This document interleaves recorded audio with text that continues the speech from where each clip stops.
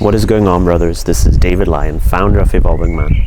And in this video, I want to discuss a bit the 4 archetypes that are being used in men's work a lot: the king, warrior, magician, and lover, and explain why I stopped using this terminology, and in general, I'm not really keen on working with these archetypes.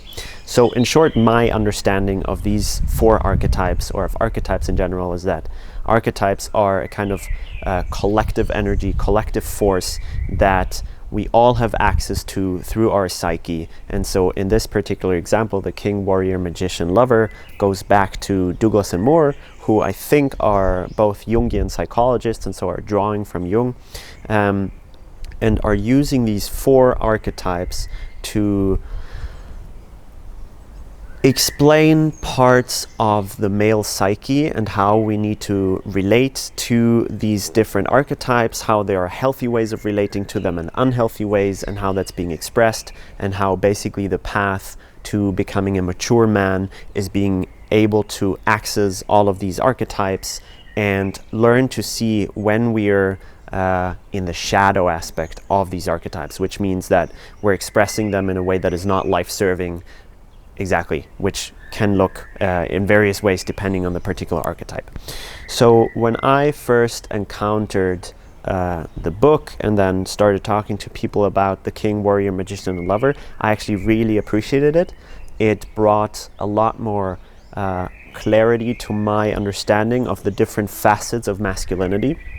Because, for example, if you look at the magician and the lover, they are, I would say, from my perspective, more feminine expressions of masculinity, whereas the warrior and the king I see as more, at least traditionally, masculine expressions. So it felt like there was kind of a helpful overview to see that masculinity is more complex than we think it is, that there are a lot of nuances, and that of course we need to connect to all these different facets in some way to feel whole.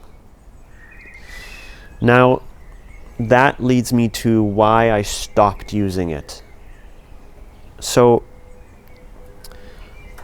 when we use any kind of model, I think it's really, really important to keep in mind that this is never truth. This model, these 4 archetypes, it's not that this is truth. It's an attempt to represent truth, to kind of make something more accessible in words, in language, with a certain structure that otherwise might be really hard to comprehend for our mind. Now, in that, we will always oversimplify, and that's just the way language exists, is we will tear apart and take apart things that are not really separate. Now, when we forget that, we can get lost in any kind of model. It doesn't even have to be this particular one of the king, warrior, magician, and lover, and start seeing it as truth itself, and start orientating ourselves in such a way towards it that we try to fit all of our experience into it. And what I at some point experienced is that it limits you. And it limits you to the degree that you believe that you need to fit your experience into any of these archetypes. And you need to always understand, like, oh, right now this is the warrior archetype that I'm expressing, or, oh, I'm weak in this archetype, and so on and so forth.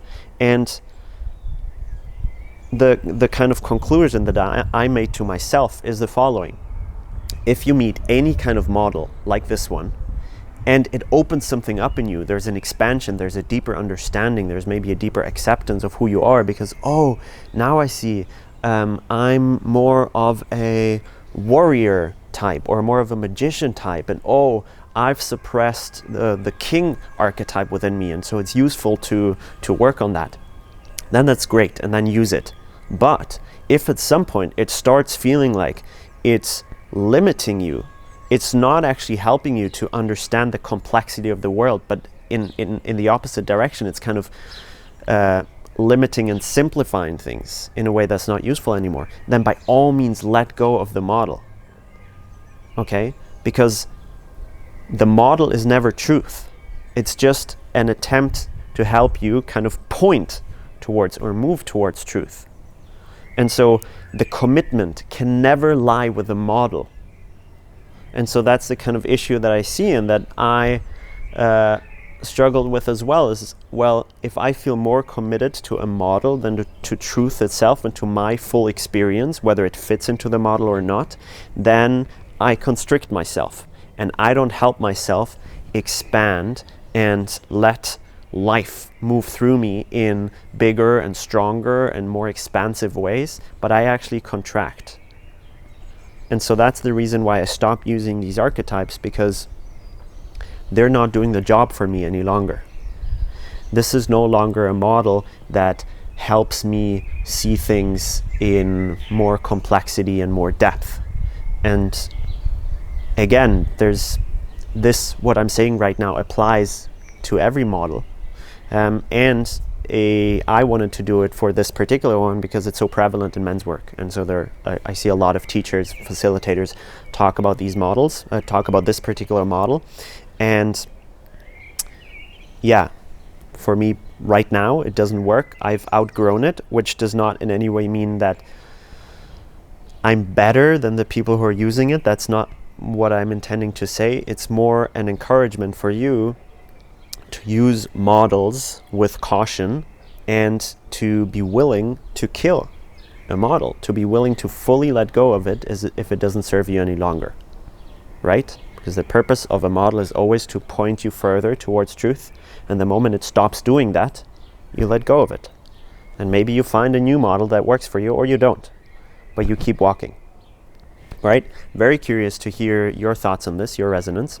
Whether you agree or disagree, please let me know by sharing your thoughts in the comments. And as always, with Evolving Man, you're seen, you're loved, you're appreciated. Keep evolving, and I'll talk to you soon.